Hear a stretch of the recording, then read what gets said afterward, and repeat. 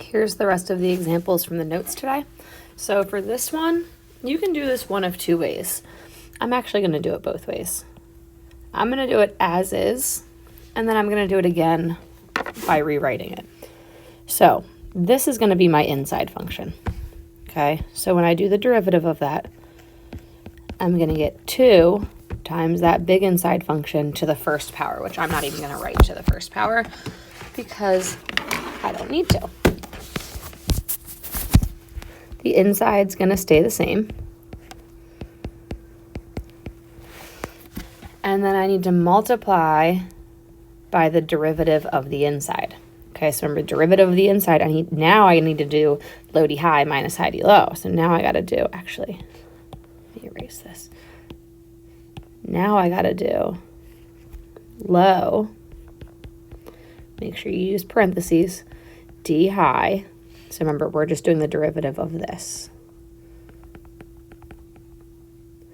Low d high minus high d low is just going to be 2x over low squared. Okay, so that's one way that you can do it. I'm going to leave it just like that for right now, just because that's a super, super complex thing to simplify, and I want you guys to just get down the basic skills. The other way I'm going to do it, let's use a different color. I'm going to rewrite this as 3x minus 1 squared over x squared plus 3 squared. So what you could do here is you could do low,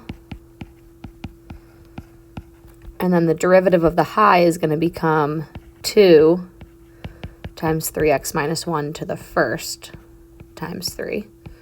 So low d high minus high, the derivative of the low is going to be that times 2x all over low squared. Okay, so either one of those, the derivative will work. You can leave it unsimplified. So for right now, let's just practice leaving it that way because that's a super complex thing to simplify. Now, what happens here where I actually have the chain rule twice? So I'm going to rewrite this as cosine of 3x, which I know is the chain rule, but then I have that whole thing to the second power. So we have to think here that I actually have an inside function, and then I have another inside function, and then I have my outer function. Okay, so it's kind of like one of those little nesting dolls where it's like something inside of something inside of something else. Okay, so when it comes to these examples, you're going to have to do the chain rule twice. So my derivative, I'm going to do my outer derivative first. So I'm going to bring the 2 out, and it's going to become to the first power. Okay, now the inside is all going to stay the same. Okay. Now I need to do the derivative of the next inside thing. So the derivative of cosine of 3x, remember that inside's still going to stay, is going to be negative sine. And the 3x is still going to stay. Okay, and then the last thing you have to do is you have to do the derivative of your final inside, which is going to be 3.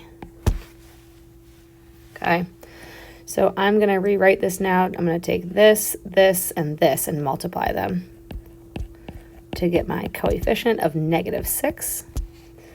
And then I'm going to have cosine of 3x. And then I'm going to have sine of 3x. So that's going to be your final answer there. Okay. All right, another example of the chain rule twice. So I'm going to rewrite this as sine of 4t, all of that to the third. So we have this function, that function's inside of it, and then I got this function that's all the way on the outside of it. So f prime of t is going to be, I'm going to do this one first. So I'm going to bring that out. The inside's going to stay, right? And it's going to become squared. So that's going to stay as sine of 4t. Then I got to do the derivative of the inside. So the derivative of sine is going to be cosine. Still my inside stays. And then the last thing you need to do is the derivative of the inside, which is 4. So when I simplify this, I'm going to take all my coefficients, since everything's being multiplied, and put those out in the front. I'm going to take this squared and put it back where it's mathematically supposed to be. And I get that. Now remember, this is sine of 4t and cosine of 4t, so they're attached. You cannot break apart those 4t's from there. So they gotta stay with it. Okay? Now the last one, we have chain rule with tables.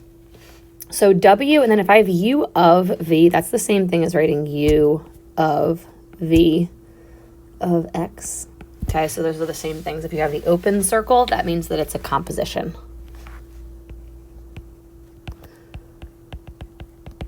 Okay. So I want to find W prime of 0. So this is what W is. So if W of T, let's just say, or X, it's W of X is going to be U of V of X. Okay, so I know that this is going to be my inside function, and I know that this is going to be my outside function. So the first thing I need to do is find W prime of X, okay? Don't even worry about this 0 until the end. And a lot of times when it comes to AP FRQs, you get a point for just writing your plain old derivative. So make sure that you always write that. So derivative of the outside is going to be U prime, and my inside stays. Okay, and then I need to multiply that. So I get U prime. And then I need to multiply that by the derivative of the inside, which is going to be V prime. Okay, so there's my derivative. Now I need to plug in 0. So I'm going to take my time. I'm going to go through and I'm going to write this out. Okay, now when you're evaluating a composition right here, like this one, okay, you have to do what's inside first here, right? So I got to do V of 0. So I know V of 0, when I look up at my data, V of 0 is 2. So that's going to leave me with U prime of 2 times V prime of 0. U prime of 2, looking at my data that they gave me, is 4. And V prime of 0, V prime of 0 is 5. So I now know that W prime of 0 is going to be 20. Okay, so there's your chain rule with tables, or with given values. All right, last one. Chain rule with tables again. So if capital F of X is little f of X, I want to find F prime of 2. So the first thing you always have to find is just your basic derivative. Always show that work. So I want to do, if this is my outside function and this is my inside function, I need to do the derivative of the outside function first, which is just going to be F prime. And remember, the inside is going to stay put. And then I need to multiply by the derivative of that inside. Okay, now just because they're both F's, you're still thinking about it the same way. So if I want to find F prime of 2, that means I'm going to find F prime of F of 2 times F prime of 2. So start with the inside first. Let's start in here. F of 2.